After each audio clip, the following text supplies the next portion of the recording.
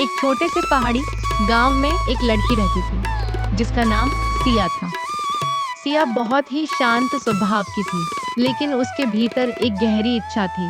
वह जीवन में कुछ बड़ा करना चाहती थी। वह हमेशा यह सोचती थी कि किसी दिन वह अपने गांव की सीमाओं से बाहर जाएगी और कुछ खास हासिल करेगी।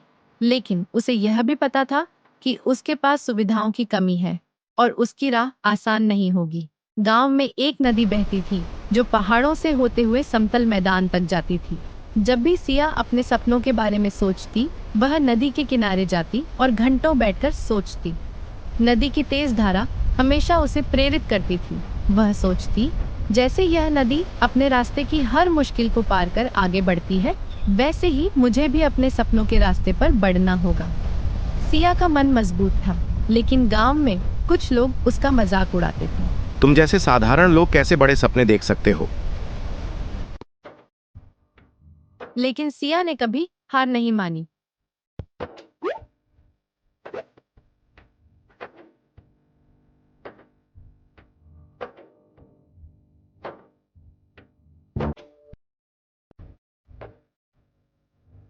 वह सुबह सुबह अपने खेतों का काम करती। वह सीधा अपने खेत में जाती रही। मेहनत करने के लिए बहुत मेहनत करती थी।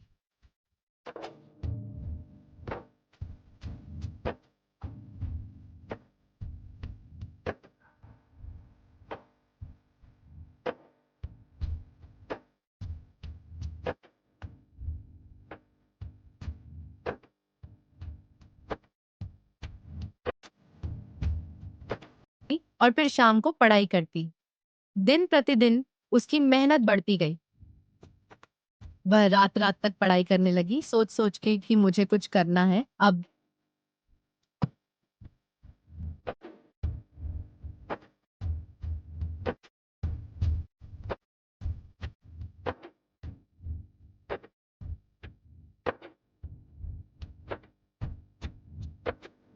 धीरे धीरे उसने गांव के बाहर के शहर में शिक्षा प्राप्त करने का निर्णय लिया।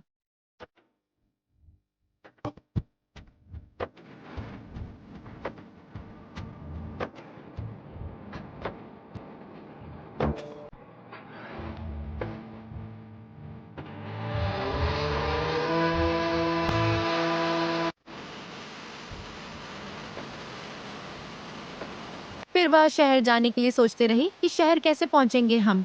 लेकिन वह हिम्मत नहीं हारी। वह सीधा निकल गई शहर की तरफ। एक दिन उसे एक प्रसिद्ध विश्वविद्यालय से प्रवेश का अवसर मिला।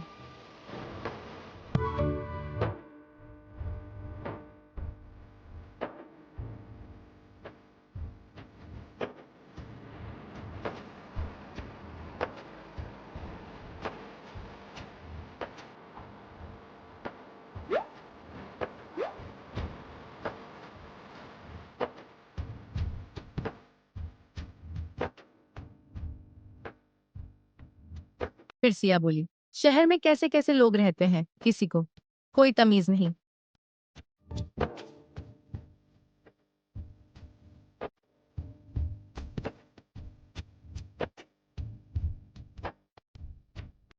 फिर सिया ने पढ़ाई करना शुरू कर दी शहर जाकर।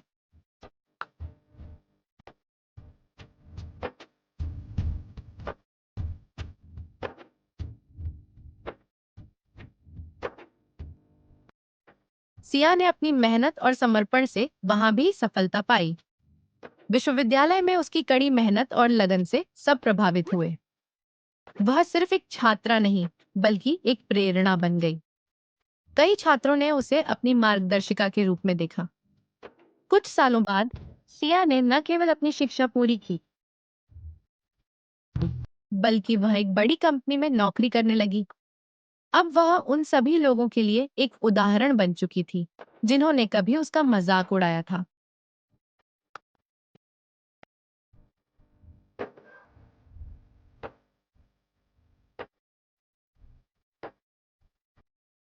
अरे यार छोटू, वह लड़की कौन आ रही है? मुझे तो बस सिया जैसी लग रही है। कहीं मॉडल बन गई है क्या?